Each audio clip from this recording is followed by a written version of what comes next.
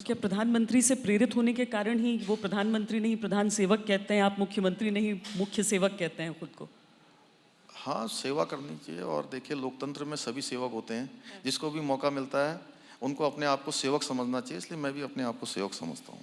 पर उत्तराखंड की इस परंपरा को देखते हुए आप क्या करेंगे? हालांकि बहुत छोटी परंपरा है कि एक बार एक सरकार, एक बार एक सरकार, तो इसको कैसे तोड़ पाएंगे आप? आपने देखा ना, मोदी जी के बनने के बाद सारे इतिहास बदल गए। नहीं, राजस्थान वाला नहीं बदल सारे पाया था। इतिहास बदल गए और सब बदले। देखिए, आसाम में कभी सरकार भाजपा की नहीं बनती थी, हरियाणा में कभी सरकार भाजपा की नहीं बनती थी। जिन राज्यों में भी भाजपा की सरकार नहीं बनती थी वहाँ भाजपा की दोबारा सरकार बनी है। और मैं आपको बताऊं, उत्तराखंड में भी ये मिथक टूटेगा और इस बार भाजपा की सरकार पहले से ज़्यादा बहुमत से बनेगी। मतलब आप भी 60 पार वाली बात कहेंगे? हाँ, निश्चित रूप से 60 पार होगा।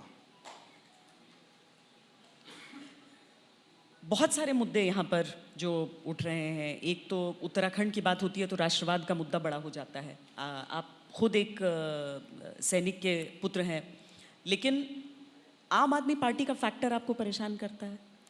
देखिए, आम आदमी पार्टी के बारे में जो मैं कहना चाहता हूँ कि आम आदमी पार्टी का एजेंडा केवल चुनाव है और वो लोग चुनाव को लेकर आए हैं। जो सेना से सर्जिकल स्ट्राइक का हिसाब मांगते थे, अभी दिल्ली में दंगे हुए, हमारे उत्तराखंड के भी दलबीर नेगी किस तरह से उनकी हत्या हुई, सारे उत्तराखंड के लोग जानते हैं।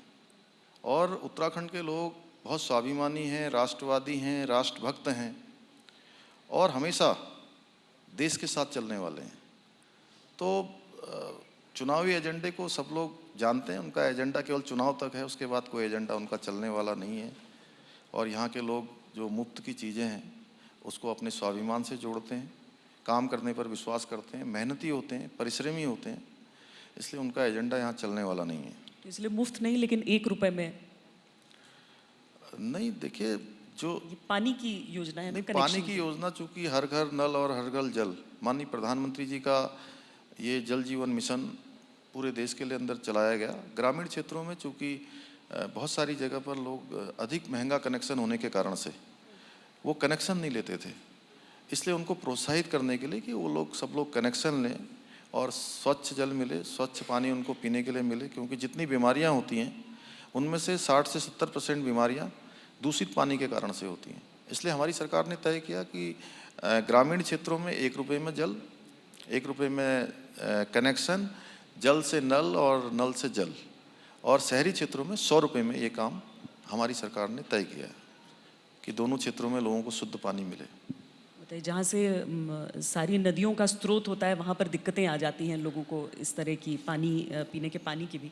लेकिन कई सारी ऐसी चीज़ें हमने देखी इस 1 साल में। एक समय था जब कहा जाता था कि मोदी सरकार किसी प्रेशर में नहीं आती है, कभी एक कदम उठा लेती है तो पीछे नहीं हटती है। केंद्र में हमने कृषि कानूनों को देखा, यहाँ पर हमने जो चारधाम देवस्थानम बोर्ड एक्ट को देखा। ये क्या था? आप गलती सुधार रहे थे, आप यू टर्न ले रहे थे, आप दबाव में ये कदम ले रहे थे, क्या था? देखिए, वो पुराना फैसला था और मैं जिस दिन से भी दायित्व मैंने काम करना शुरू किया उस दिन से मुझे बहुत सारे लोग, हमारे जनप्रतिनिधिगण, संत समाज के लोग, हमारे महापंचायत के लोग, हक हकूकधारी, तीर्थ पुरोहित, पंडा समाज के लोग, रावल इत्यादि सभी लोग वहाँ से मुझे अलग अलग तरीके से उन्होंने अपनी अपनी बात मेरे सामने रखी।